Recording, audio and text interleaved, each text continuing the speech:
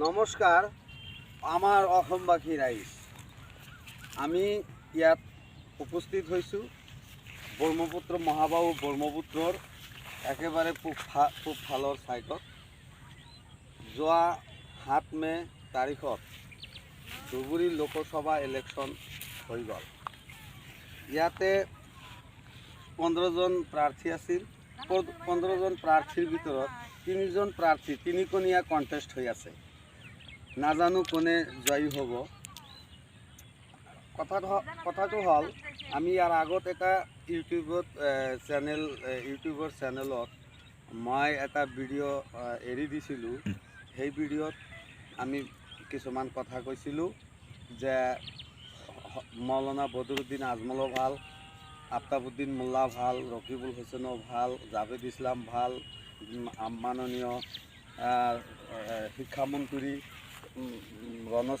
Doctor Ramesh Pegu ডাঙৰীয়া তেখেতো ভাল, বিজেপিৰ যিমান মানে প্ৰাৰ্থী বিধায়ক MP সকলোৱে ভাল।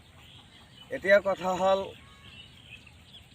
আমি মহাবাহু ব্ৰহ্মপুত্ৰ নদী, এইখন মহাবাহু ব্ৰহ্মপুত্ৰ নদী আজি দেখোন 3-4 কিলোমিটাৰ পূবফালে ভাঙি আমি এই অৱস্থাখিনি পাইছোঁ। আমাৰ কাৰণে কোনে চিন্তা কৰিলে? মৌলানা বদৰুদ্দিন আজমল ইমান দিন ধৰি MP আছিল। তাৰপিছত মাননীয় বিধায়ক ৱাজেদ আলী চৌধুৰী ডাঙৰীয়াও বিধায়ক আছিল। হজৰত মৌলানা বদৰুদ্দিন আজমল MP আছিল। বাগা নেতা থকাসকলেও আমাৰ এই মহাবাহু ব্ৰহ্মপুত্ৰ নদীৰ বেংক যিটো কিনাৰ, এইখিনিৰ কাম কৰিব পৰা নাই। আজি 3-4 কিলোমিটাৰলৈকে ভাঙি ইমানখিনি পাইছে। আজি আইকাটা প্ৰায় পাইছেই, অহাববাজাৰ, কোচবাৰী, তাৰপিছত এইফালে এই মাটিভাটা, মানে পুৰাবিটাৰ পৰা একেবাৰে মানে চলিয়ালৈকে ধেনাৰগুৰিলৈকে ভাঙিছে। ধেনাৰগুৰি হয়তো অলপ কম ভাঙিছে, কিন্তু আমাৰ ইয়াত বেছি ভাঙিছে। আমাৰ কাৰণে কোনো নেতাই চিন্তা কৰা নাই। ইয়াৰ আগত যিটো ভিডিঅ' এৰি দিছিলোঁ, সেই ভিডিঅ'ত কিন্তু মই কাকো দোষাৰোপ কৰা নাই।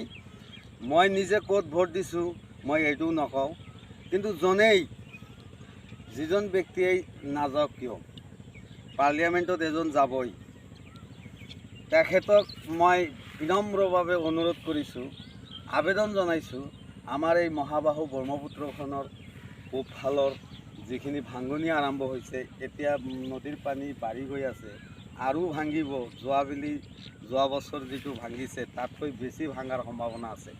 অনতিপলমে যাতে পাৰ্লিয়ামেণ্টত এই কথাটো উত্থাপন কৰে, পাৰ্লিয়ামেণ্টত কথাখিনি উত্থাপন কৰি আমাৰ এই ব্ৰহ্মপুত্ৰ নদীৰ পূবফালৰ একেবাৰে ধেনাৰগুৰিৰ পৰা পুৰাবিটালৈকে যাতে উপযুক্ত প্ৰটেকশ্যনৰ ব্যৱস্থা কৰে, বৈজ্ঞানিক পদ্ধতি প্ৰযুক্তিবিদ্যাৰ জৰিয়তে যাতে প্ৰটেকশ্যনৰ ব্যৱস্থা কৰে, আমি অনুৰোধ ৰাখিলোঁ।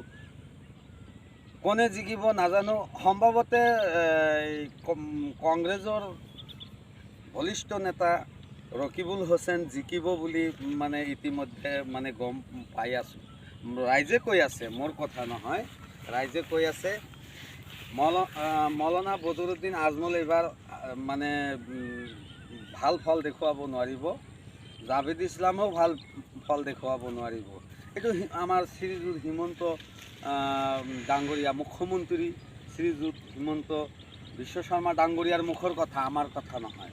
এতিয়া কথা হ'ল, শ্ৰীযুত হিমন্ত বিশ্ব শৰ্মা ডাঙৰীয়া মুখ্যমন্ত্ৰী, তেখেতকো অনুৰোধ কৰিছোঁ, চৰকাৰ বিজেপি আহিলে আহক, চৰকাৰ চেণ্ট্ৰেলত কংগ্ৰেছ আহিব নে বিজেপি আহিব, কোনে আহিব, অসমত বিজেপি আহিব, এইটো খাটাং।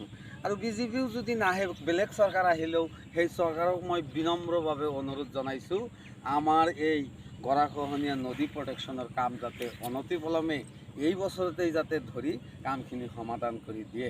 আমি ৰাইজৰ তৰফৰ পৰা, ৰাইজৰ হৈ আমি আবেদন কৰিছোঁ। ধন্যবাদ, থেংক ইউ।